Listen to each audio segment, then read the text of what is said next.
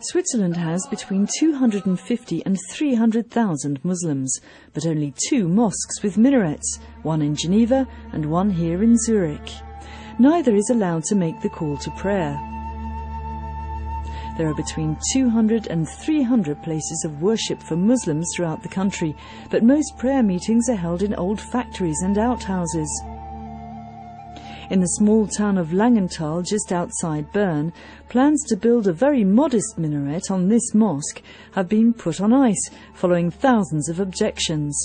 Parliamentarian Helena Morgenthaler was among the opponents. Minarets are aggressive symbols because of their shape.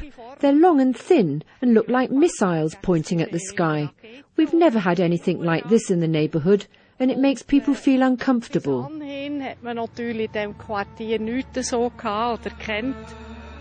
This is the Turkish Association's meeting place in Wangen, Canton Solothurn. In the fasting month of Ramadan, some 200 people gather here to pray. Their attempts to build a minaret were almost foiled by local residents, who took the matter to the federal court, but the case was thrown out in July. If the right-wing Swiss People's Party has its way, the law will be changed to prevent any further minarets being built. The party claims the structures are not necessary for worship, but simply a symbol of Islamic law, and as such, incompatible with Switzerland's legal system. We have to deal with the symbol of another order. The minaret is not a sign with a religious sense. It is a demonstration of political power. It means we from here want to change the social order. We want to change the law. We want to implement another law, Islamic law, which is in fundamental things very different to Swiss law and to Western law. The Imam at Zurich Mosque says Schlür has got his facts wrong. Durch Minarette kann man auch die Gebäude erkennen. Minarets are there to help you recognize the place of worship.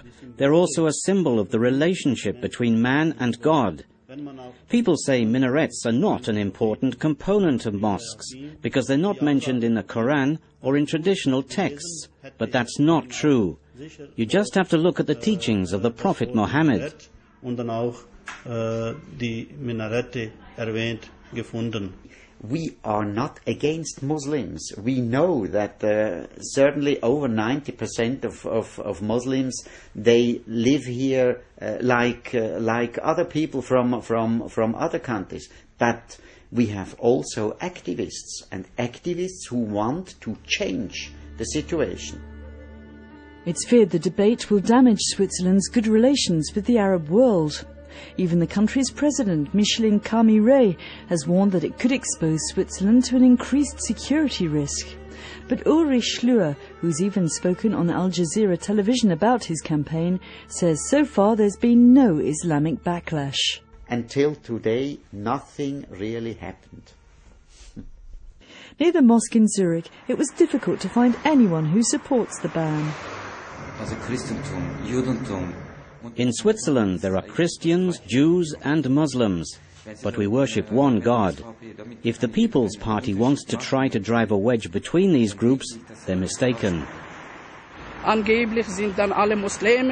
seems that Muslims are always associated with terrorism, but every religion has its good and bad followers.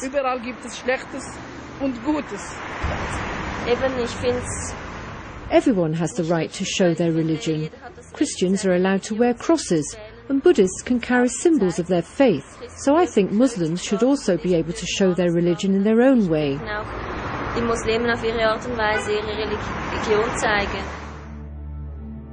The gathering of signatures for the petition continues apace, but that doesn't mean its success is assured. It has many prominent political opponents, even from Schlür's own party. In the meantime, Switzerland's Muslims are keeping a low profile in the hope that the controversy will die down.